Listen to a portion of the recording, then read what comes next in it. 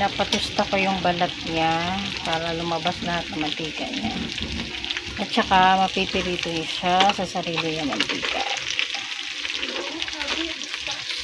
Katulad ng mga ano dyan. Na natutusta sa kanilang sariling mantika. Bango ko yan?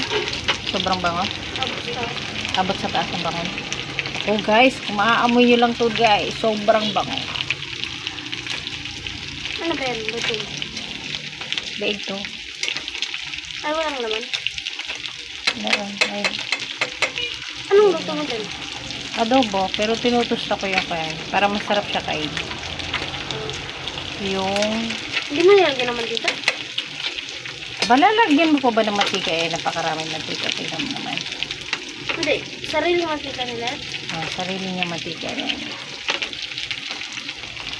At dahil dyan, Baka chili oil. lalagyan na natin ng Baka chili oil. tuyo. Lalagyan natin tuyo. At pakibukas ng suka. Grabe, ang bango. Ang bango naman na yan. At ang ating suka na ang lagayan ay wine.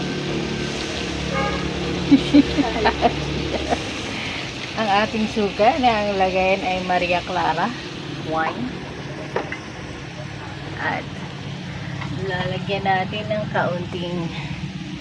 kaunting sesame seed oil. Op. Para mangamoy lang. At lalagyan natin ng piniritong garlic. Op. Tapos lalagyan natin ng dahon-dahon na dry.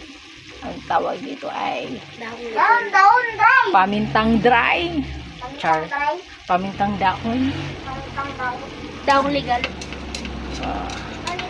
Hindi yung dahon na illegal guys. Yan ay dahon na legal. Ayan, mamaya guys. Bango na. Mamaya matatanggal na yan siya kusa. Dumikit pa yan pero matatanggal na kusa yan. Pahingin ng tubig ng kalahati